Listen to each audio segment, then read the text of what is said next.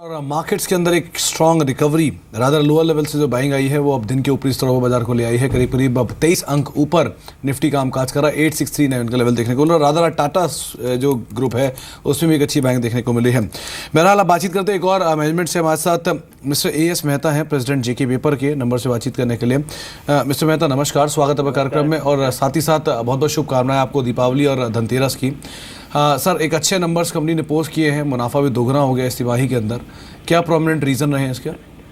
नमस्कार, आप सबको भी दिवाली की बहुत बहुत शुभकामनाएं हैं हमारी तरफ से। जो रिजल्ट आपने देखे हैं, प्रॉफिट, नेट प्रॉफिट 145% जो इंक्रीज हुआ है ऑलमोस्ट, तो उसके दो तीन कारण हैं। सबसे पहला कारण तो यह है कि जो एफिशिएंसी हम लोग बेटर इम्प्रूव अचीव कर रहे थे हमारी उड़ीसा प्लांट में और गुजरात प्लांट में, वो कंटिन्यू कर रहा है। तो वो जो कॉस्ट सेविंग शुरू हुआ था पिछले 2-3 क्वार्टर से, वो कंटिन्यू हो रहा है। दूसरा है कि वॉल्यूम हमारा इस क्वार्टर में 14% बढ़ा है। तो इंक्रीमेंटल वॉल्यूम के ऊपर जो भी कंट्रीब्यूशन आता है वो ऑपरेटिंग प्रॉफिट में ऐड होकर के रिजल्ट को काफ़ी पॉजिटिव डायरेक्शन में ले जाता है। तो तीसरा रीज़न, इसमें प्राइस भी बेटर मिला है। पेपर के प्राइसेस टू सम एक्सटेंट बढ़े हैं, तो उसका एडवांटेज भी हमको मिला है। और इसके अलावा एक कारण और है कि इनपुट की जो प्राइसेस हैं वो भी फेवरेबल रही हैं, इस वजह से भी प्रॉफिट बेटर हुआ है। जी, साथ ही मिस्टर मेहता आपसे जानना चाहेंगे, जिस तरीके से आपने ट्रिगर्स पॉइंट आउट किए हैं कि raw material costs ease out हुए हैं, उसका एक बेनिफिट मिला है, पेपर प्राइसेस बढ़े हैं, उसका एक बेनिफिट मिला है, क्या ये अगली 2 तिमाहियों में भी स्ट्रेच होते हुए नजर आ रहे हैं और अगली 2 तिमाहियों के क्वार्टरली रिजल्ट्स में भी इनका बेनिफिट होगा? और साथ ही डिमांड सिनेरियो कैसे रहने वाला है? ओके, देखिए, ये दोनों तीनों चीज के ऊपर मैं आपको कमेंट करूंगा कि पेपर प्राइसेस का जहां तक सवाल है, ये तो डिमांड सप्लाई सिनेरियो के ऊपर डिपेंड करेगा। लेकिन क्योंकि मार्केट की ग्रोथ 5-6% हो रही है और डिमांड बाजार में ठीक है और नई कैपेसिटी तो अब ऐड होने वाली नहीं है, तो मुझे लगता है कि इंडस्ट्री का आउटलुक पॉजिटिव रहना चाहिए। जहां तक रॉ मटेरियल कॉस्ट का सवाल है और अदर इनपुट कॉस्ट का सवाल है, मेरा मानना यह है कि रॉ मटेरियल कॉस्ट इसी लेवल पर रहेगी। कुछ हद तक जेके पेपर को एडवांटेज मिल सकता है, क्योंकि अक्टूबर से लगा करके फरवरी तक लोकल रॉ मटेरियल की अवेलेबिलिटी बेटर होती है। तो जब लोकल रॉ मटेरियल की क्वांटिटी बढ़ती है तो लॉजिस्टिक्स कॉस्ट जिसमें कम होती है, इसलिए weighted average cost raw material की कम आ जाती है। तो वो कॉस्ट सिनेरियो भी फेवरेबल रहना चाहिए। और एफिशिएंसी पैरामीटर तो मैं आपको बता चुका हूं कि जो हम लेवल, जिस लेवल पे हम पहुंचे हैं, हमारा प्रयास ये होगा कि हम और इसको बेटर करें। राइट जी mister Mehta, operational efficiency improve हो रही है, मार्जिन इंटैक्ट हो रहे हैं, लेकिन दूसरी तरफ रियलाइजेशन भी इंप्रूव हो रहा है क्योंकि प्राइसेस बढ़ रहे हैं। क्या इन लाइन कंपनी कुछ और प्राइसेस को रिवाइज कर सकती है अपवर्ड साइड पर? और अगर प्राइसेस रिवाइज होते हैं, मतलब इन जो बढ़ती हुई कीमतें उसको इन लाइन में रखते हुए, तो कितने % तक प्राइस हाइक कंपनी कर सकती है? देखिए, ये एक बड़ा मुश्किल सवाल है अभी, इसीलिए मैं ये कह रहा हूँ कि क्योंकि हमने जुलाई अगस्त में प्राइस इंक्रीज किए हैं और अभी एक ही महीना और आगे बढ़ा है जी, तो ये सारा जो मामला है, इसमें मार्केट का क्या सिनेरियो अगले महीने में रहता है उसको देखकर ही कोई कॉल लिया जा सकता है। अभी इसके ऊपर कहना कुछ मुश्किल है।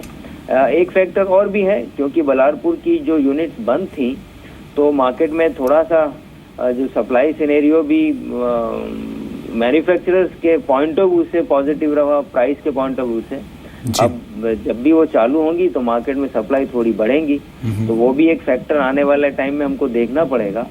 और इन सब चीजों को देख करके कॉल लिया जा सकता है। चलिए, बहुत बहुत शुक्रिया मिस्टर मेहता हमारे साथ मौजूद रहने के लिए, अपना समय में देने के लिए। और एक बार फिर से आपको और आपके परिवार को जी बिजनेस की पूरी टीम की तरफ से दीपावली धनतेरस की बहुत बहुत शुभकामनाएं। जेके पेपर हालांकि करीब 4% ऊपर कामकाज कर रहा है, 90 रुपये के स्तरों के आसपास। मानस, जेके पेपर चार्ट्स कैसे दिख रहे हैं आपको?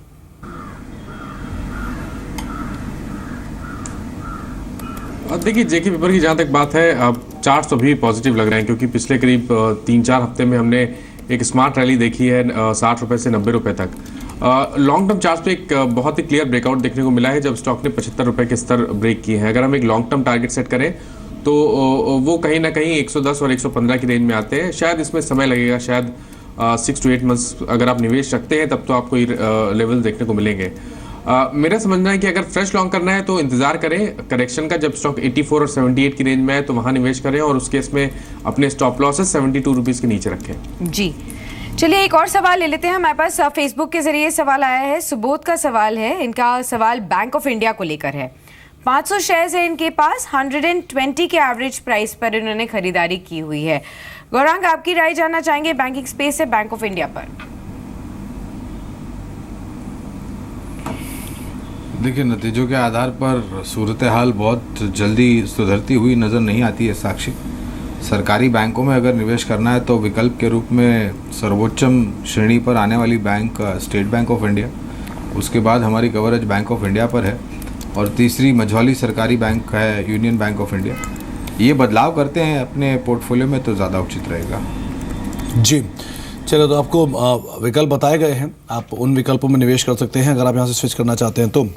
इसके अलावा फेसबुक के ज़रिए कुछ और भी सवाल लेते हैं। हमारे साथ रादर एक सवाल एसएमएस के ज़रिए अब आया है। साकेत का सवाल है कोलकाता से। एडवांस एंजाइम को लेकर सवाल पूछा गया है। 22 शेयर है और 2351 रुपये के भाव पे खरीदारी है। मानस एडवांस एंजाइम, जिस तरह की इसमें तेज़ी पकड़ी उसी तरह से इसमें बिकवाली भी आई पिछले 2 सत्रों में। आप क्या राय रखते हैं शेयर पे? देखिए, बहुत नया स्टॉक है, बहुत ज़्यादा प्राइस हिस्ट्री नहीं है तो लॉन्ग टर्म व्यू देना मुश्किल होगा। बट अगर हम ट्रेंड की बात करें तो ट्रेंड तो अभी भी पॉजिटिव लगता है। 2 दिनों में हमने ज़रूर गिरावट देखी, लेकिन 1800 एक अहम सपोर्ट है स्टॉक के लिए और जब तक स्टॉक उसके ऊपर ट्रेड करता है मैं समझता हूँ हर गिरावट पे खरीदारी करनी चाहिए। बहुत बड़े टारगेट्स तो टेक्निकली देना थोड़ा मुश्किल है, बट इतना जरूर कहा जा सकता है कि शायद 2300-2350 तक के स्तर वापस देखने को मिलेंगे। तो मेरी राय में स्टॉप लॉस बड़ा जरूर है 1800 के आसपास, बट आपके पास कोई और ऑप्शन नहीं है टेक्निकली, तो 1800 के नीचे आप स्टॉप लॉस रखें, बने रहे स्टॉक पर। जी, ए नाथन का सवाल आया है फेसबुक पर, देख लेते होंगे क्या जानना चाहते हैं। पुंज लॉयड पर इनका सवाल है और ये जानना चाहते हैं कि 100 शेयर्स है इनके पास, परचेज प्राइस इनका 27 का है। फिलहाल काफी नुकसान में इसलिए कंसर्न नजर आ रहे हैं। गौरांग, आपकी राय?